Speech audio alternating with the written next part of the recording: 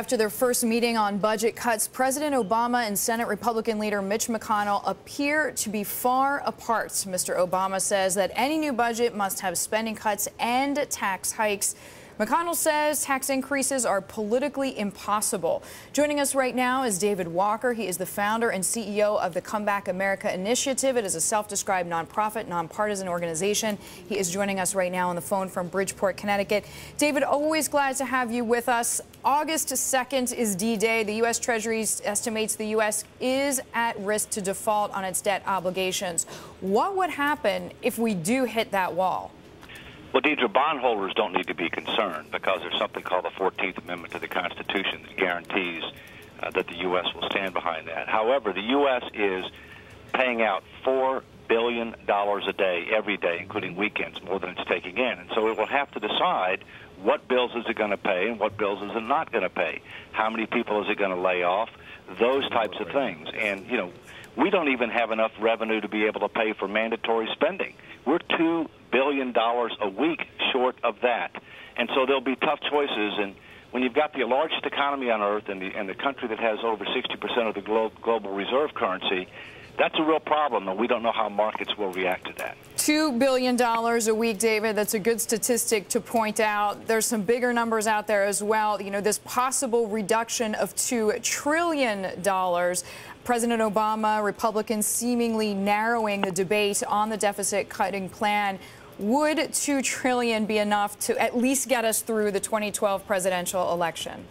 $2 trillion should be able to get us through the 2012 election, and they may end up having to do it in two stages, a smaller amount first, and then come back and do another one that would end up taking it through the 2012 election.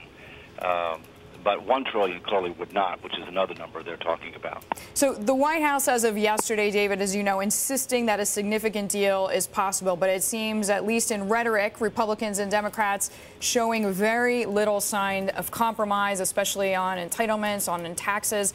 If Republicans don't budge, what should the president do? What should the Democrats do? Well, I think the president needs to promote transparency. I mean, the president needs to help people understand where he is, what he's proposing to do. He's now trying to lead in this area and to try to help public opinion come to bear to make sure that there's a reasoned and reasonable deal that is struck. Let's face it, this country loses $1.1 to $1.2 trillion a year in revenues because of tax expenditures. They're backdoor spending. They need to be on the table. David, obviously you have tons of experience with these kinds of negotiations. How bad is it this time around? Well, the sticking point is the fact that Republicans do not want to have anything to do that could be characterized as tax increases.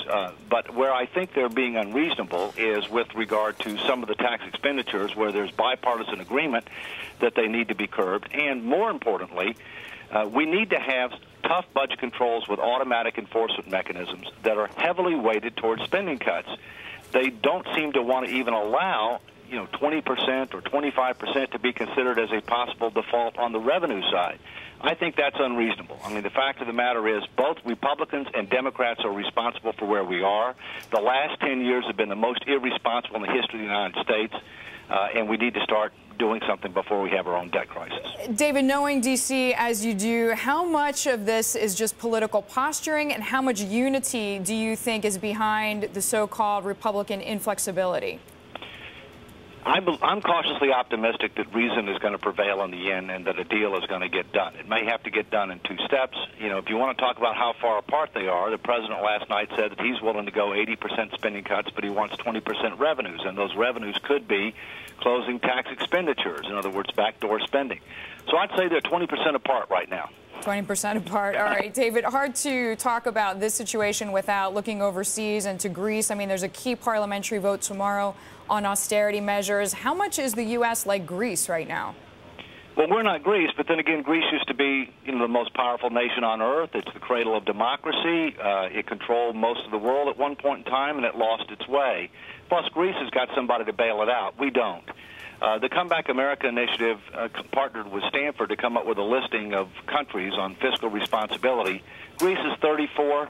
Australia is number 1. The U.S. is 28 and declining. We're in a bad neighborhood. We need to make tough choices and move on up. David, thanks as always. David Walker of the Comeback America Initiative saying the U.S. is in a bad neighborhood. You just heard him say it.